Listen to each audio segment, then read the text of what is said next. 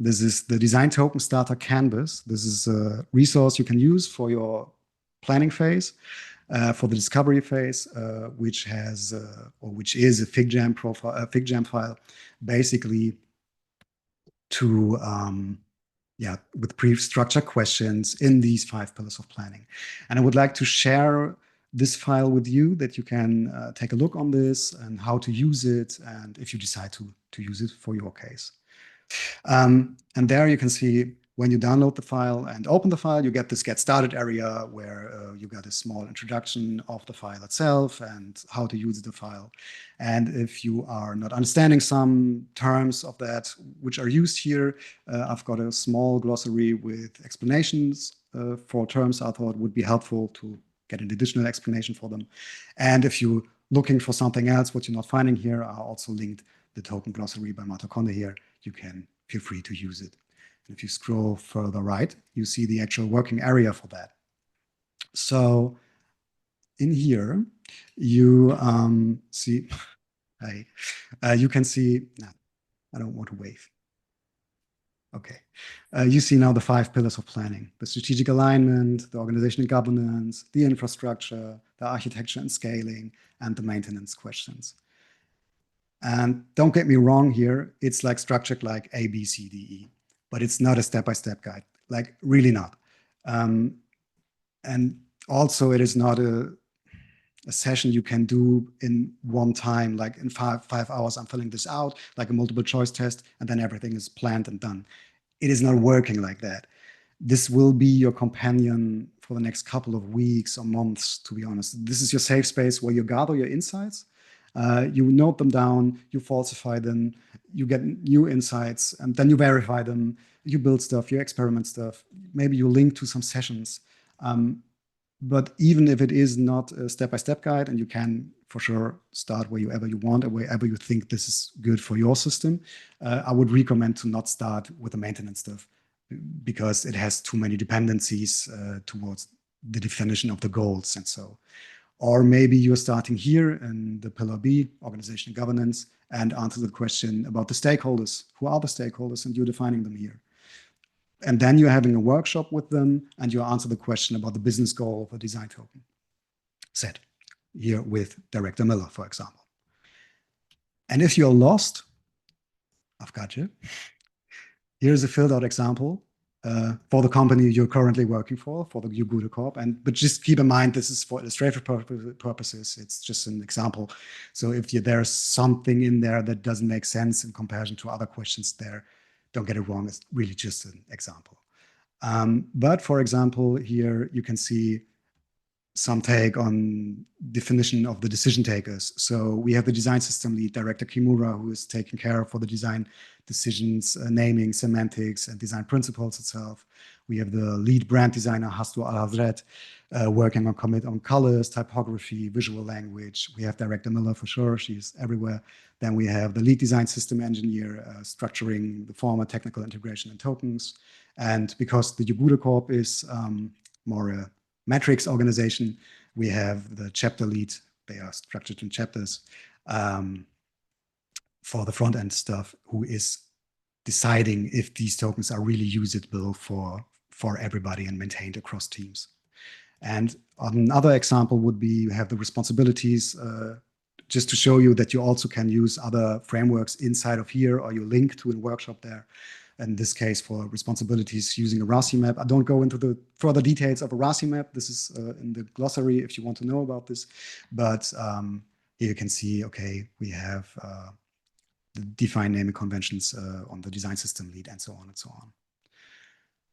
And with that, you would be able to do the further steps. So let's assume you have done now a couple of questions here, and you feel safe to decide the next steps, or decide on the next steps, and go further. And in that case, now the system is working again, cool. We can summarize this, and really, I will repeat myself often now, start small and iterate towards your goal or towards the solutions. It's not a step-by-step guide, it's not a one-shot, it's not a waterfall, you will go back and forth. Also, identify and collab with all your stakeholders. They are incredibly important. for the success of the design tokens itself. And also keep always the challenges, aka the surprises, in mind, because they will come, like for sure, no matter what you plan. So overall, clarify the goals, the impacts, and then do the first steps. And talking about the first steps, we can now dive into the next 5 easy steps to start with, or answering the next 5 questions to answer. And again, I'm repeating myself, I know, don't hate me, but this is not a linear process. Even when we're going now step by step and slide by slide, you will go back and forth. Maybe you open the canvas again, you are realizing, we were wrong there, we have to redo it. This is normal. No work is for the bin, because you gathered new insights, you learned something new. So everything you have to rework is a good thing. You learn something. And but you have to start somewhere, even when it's not a step-by-step guide. So we have to answer the question, what's in the scope? So you have to define the MVP here, the first version, the minimal viable product here, or feature, MVF. It's not a term. But you could, or you should, do a vision here. So create a vision in your mind about what would be better in comparison to today when you have version 5 or so. So what's the bigger picture? Where do you want to go? This will be your direction of the design tokens. What is the bigger thing you want to solve here? And if you have this definition, or the direction, or the North Star, call it whatever you want, then you can carve out the MVP out of that one. And this will be your first step towards it. And don't make big leaps now. Big leaps are expensive. You can stumble, you can fall and break your knee or so. But really do a small step and make it as easy as possible, and that you can adjust your direction. Maybe you're not going into the right direction, and you can do small adjustments, and they are like easy to do, and not having like 2,000 tokens inside of the MVP, and then realizing all the naming conventions are unreadable. We have to build them again. Maybe you're not getting the funding anymore.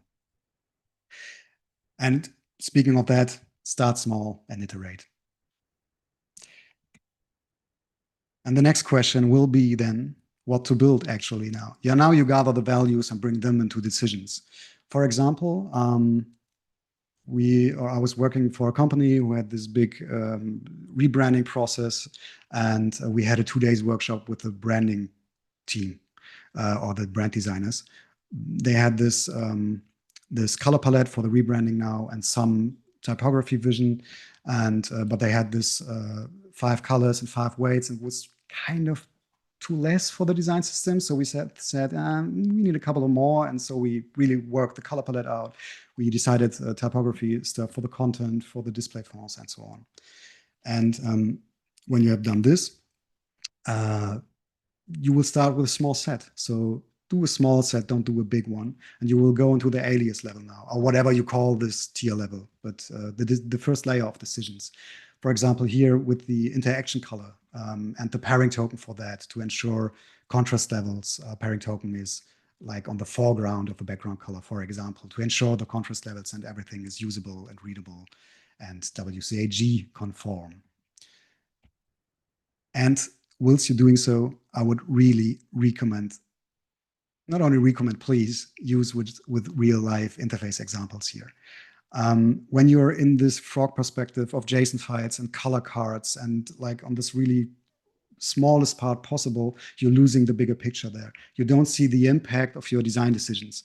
So, and don't even do it just on a component level. Like when you're initially starting, please work with the interfaces. And if you don't have any interfaces because you are now in this big rebranding processes, then maybe it's not the time for tokens.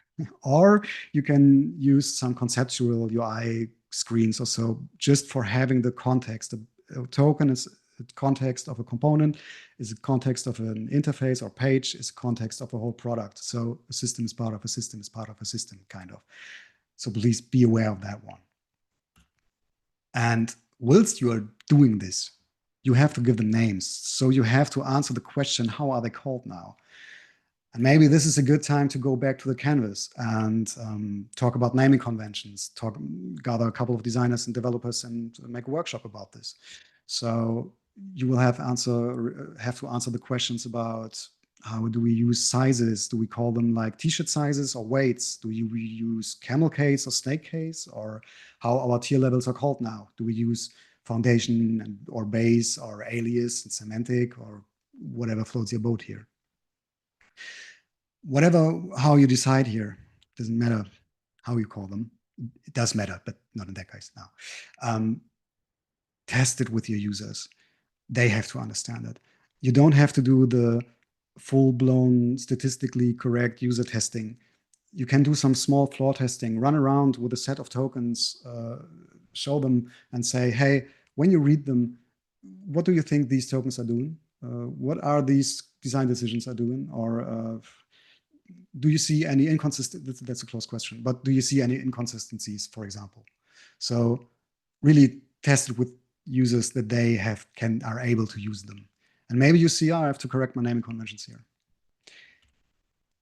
And then really use what your users understand. Sometimes organizations have weird cultural things and call things with weird names, even if it's not the correct name. Maybe it's a running gag, but they're calling it, let's assume the Jugude Corp is calling the color for info stuff Günther Jauch for some weird reason. It's an inside joke. They established it 10 years ago. It's less, or it's more effort to unlearn that term that's already established, relearn a new one, and afterwards they're using or calling the info color Günther Jauch either. I would recommend call it also Günther Jauch, but document it properly so that user or people that are getting onboarded or getting new to the company or so, that they are understanding that the info color in this company or corporate is called Günther Jauch. And I know this is so much to build, especially at the beginning. And if you're good in pattern recognition, then you know what's now coming. And I hope you're good in pattern recognition when you are working in design systems. But I gotcha. I've built scales. This is the design token starter set for the delivery part of everything, which is basically a boilerplate with 250 plus predefined design tokens and different modes and so on and so on. And a Figma file, which you can download also on my Figma profile. And here I would love to show you also around about how to use the file, how to get comfortable with it, and so on and so on. So let's jump over here. Okay. And if you open the file, you get this get started area. Screen sharing is, can you see the screen, Sam? I'm getting the message. I can see your screen. It Okay. says, nice to see you. Read the section to get started. Okay, I got the message that the screen sharing is canceled, but okay, then you're good. Then it's good. Yeah. So then you get this nice to see you read, nice to see you get started area. Here you can see a small summary of what design tokens are. You have the explanation of what the token tiers are called here. They are called here global, alias, and component. You have resources to further or other talks from design systems about tokens. You have some slides about a talk of myself about white labeling. Don't start with white labeling. It's terrible, complicated. And also you have a token anatomy, how the design tokens here are put together. It's kind of a common way. It's nothing so special. And it's not a 100% naming convention guide, but that you get an idea how these are built up. And also you will find, if you're using Token Studio for that, find some tutorials about how to set this up or customizing in there. So when you're starting here, you're seeing the get started area, small introduction of what design tokens are, the token tiers, global, alias, component, some links to other talks, white labeling talk, and the token anatomy, and also tutorials if you're using Token Studio with that file. When you're going over here to the tokens overview page, then you will find, if you're using Token Studio, the respective JSON file in here. You can download it and play around with that one, but you will need an own repository for that. Manual processes. And also, speaking of manual processes, we want to be neat and clean here. So we add the color card of mid-emphasis. It's the yellow 700 and the color of elements with warning purpose of mid-emphasis. So we're doing double work here now. It's kind of tedious. So really take care maybe of automizations. And with that, we can check the last one, or the last one, because now we are coming to the real questions. Where do you want to go now? Roads are splitting now. Do you want to go the path of the variables, or do you want to have your full-blown automated design tokens? Both is cool. It's just depending on the environment you're working on or the problem you want to solve. You can do both with some variables. You can use